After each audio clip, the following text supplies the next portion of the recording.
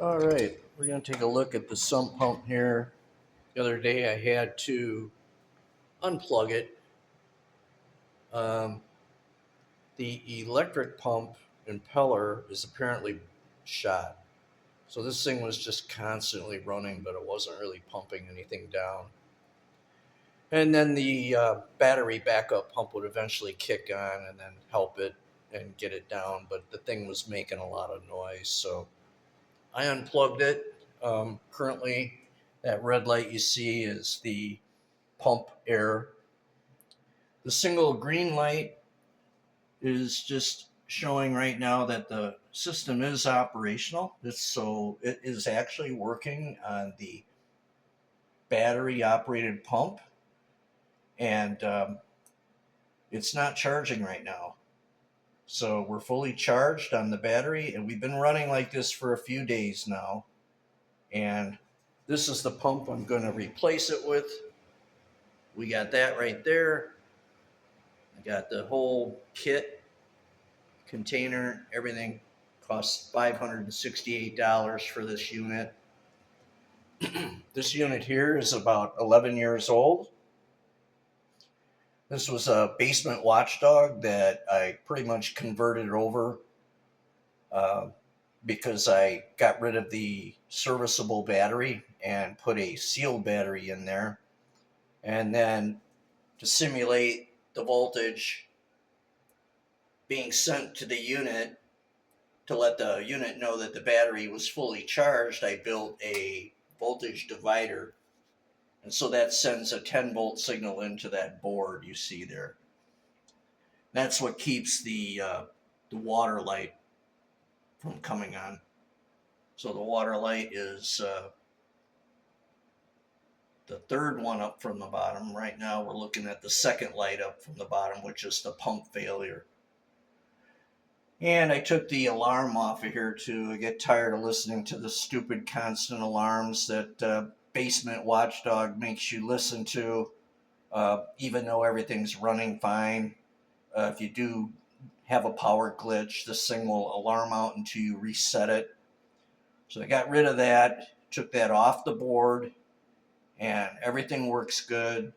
I've been checking this thing every day for almost a year, never had any problems, but finally the pump has gone out.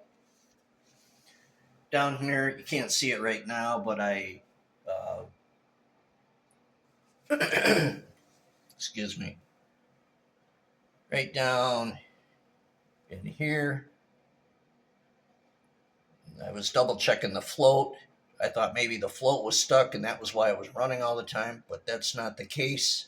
So here's the connector connecting this whole thing down here. I have to measure the connector from this guy here and just make sure we have enough pipe. My guess is that if anything, it might be too long, and then I would have to cut it. If I had to add any additional pipe there, I could put a coupling here and add another few inches in there. But I don't think I'll have to do that. But this whole pipe, I put that in to adapt to the cast iron pipe that goes out the wall, out to the sewer. So anyway, now you can see the battery charging.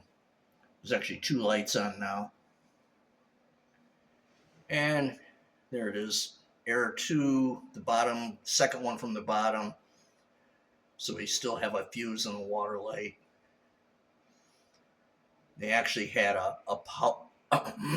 another fuse, or another, excuse me, it had another red light for something else. But I deemed that not necessary. You can see where I actually took it off of there. Now to reset this thing, right there, this guy right there, yeah, you open this box up and you just take a screwdriver and you just touch that, you short those two metal strips out. And that's equivalent to pushing the membrane button that they had there. Basement Watchdog, that could be a better job.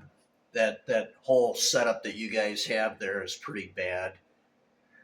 Um, trying to fix that mechanics of the membrane switch pushing that bracket that you have. That's a kind of a horseshit setup. So anyway, that's that. It's charging right now, but can't do a change out just yet. Got to wait for the weather to get a little better. Once things dry out, then we'll get this pump changed out, and that'll be the end of it. All right, guys. That's all I wanted to say. Take care. Bye.